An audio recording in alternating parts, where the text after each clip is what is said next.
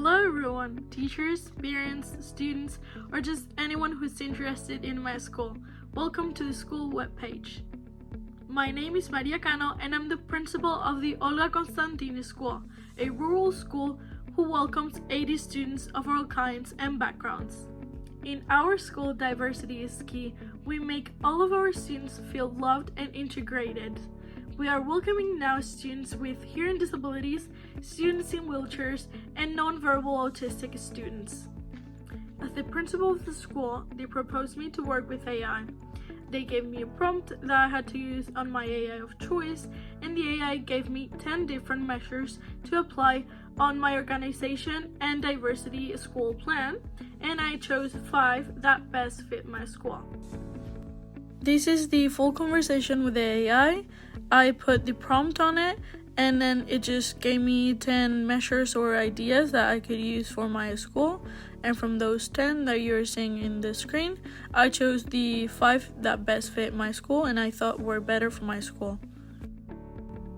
The first measure I chose for my school was training my teachers in an inclusive pedagogy and accessible digital tools.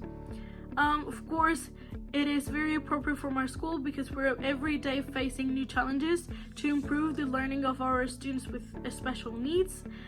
It is supported by the LOMLOE, by the Convention of the Rights of Persons with Disabilities, and the Spain's Digital Education Plan. It mostly affects teachers but also students because we're training our teachers to work with our students with special needs, so it affects the relationship of the teachers and the students. The second measure I chose was the limited screen use in early childhood. It is appropriate for my school as we face with families with different backgrounds, and some of them aren't able to have a screen on their own to use in class, so it is somehow helpful. It is supported by the LOMLOE also, and the digital school plan recommendations balanced. It affects mostly students but also teachers, and the relationship affected are teachers, students, and student as they strengthen their bond when they're not using digital tools. The third measure I chose was family workshops in digital literacy and responsible technology use. It is appropriate for my school as we're in a rural area and some parents are not very interested or are not very keen on using technology in classrooms, so this would help them understand how we use them with their kids. It is supported by the LOMLOE and the Ministry of Education Digital Competence Plan. It affects families, of course, and also their students, and it affects the relationship between the families and the teachers and the families and the kids when using technology. The fourth measure I chose was screen-free zones and disconnection times in school. It is very appropriate in my school as we're in a rural area. It is very easy to find natural places and natural areas where they can disconnect from screens that they're asked to use in different subjects. While it is not strictly supported by any law, the LOMLOE actually promotes emotional development, well-being, and positive coexistence in school, which is what this measure encourages. It affects students mainly, while also affects teachers, and the relationship affected are mainly between students. And finally, the last measure I chose was cultural events and celebrations reflecting students' diversity. Is it appropriate? Absolutely. We're teaching our kids different cultures while also promoting empathy, understanding, and inclusion. It is supported by the LOMLOE and the Conventions on the Rights of the Child and Person with Disabilities.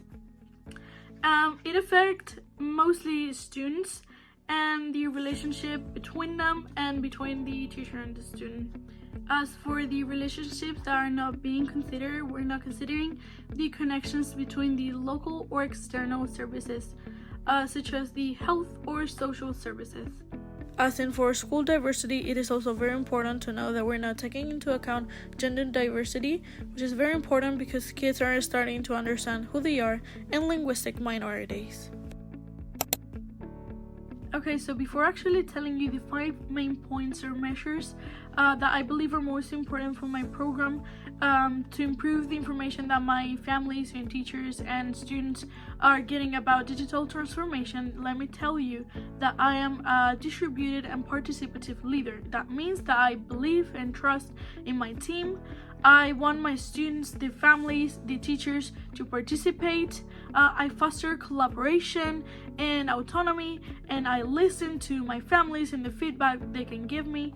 So taking that into account, just know that I want all of my kids and all of my community to participate in every single activity that I make. So these are the 5 main points or measures I believe are most important for that. So the first point or measure is a digital ambassador, which is older students or parents as volunteers. They're in charge of sharing any update that it might be in technology in our school. Okay, so the next 2 points actually go together, which are a digital check-in phone number and digital Mythbusters, which are a phone number available where teachers, students, or parents can write us with any concern, question, or fear they might have about technology. And then the digital Mythbuster is that we answer them with very clear and empathy with science-based information to clear any fear or any doubt they might have. The fourth one is Classroom Voices, which is we make our students do short Likert scales once every 2 months to know their experience with digital tools in different subjects during these 2 months. The last one is a digital visual transformation guide. If you go into our website, you can find an open document where you can find all the information about any technological update or change we might have done, or the way we use technology with our students. Now, as a future teacher, I'm going to explain you how the different educational laws have gone from segregation to inclusion. We're going to start in the pre-LOCSE, which was before 1990s, which was pure segregation. Students with disabilities, with special needs or minority backgrounds, they were all educated separately from the other students in special schools or isolated classrooms. Now we come to the LOE 2006 and LOMCE 2013. The LOE emphasized equity, personalized learning, and attention to diversity, and LOMCE was very criticized for supporting competitiveness, but it also supported some diversity measures such as language immersions. And finally, the LOMLOE, which was the law implemented in 2020 until today. It aligns with the Convention of Rights of People with Disabilities. It promotes universal design for learning and emphasizes inclusive education as a right. And also cultural, linguistic, religious, gender diversity are also addressed. An example of this would be in a public primary school, in a middle-aged rural classroom, a Romanian girl learning Spanish and a girl who can walk and is in a wheelchair. They are all part of the class.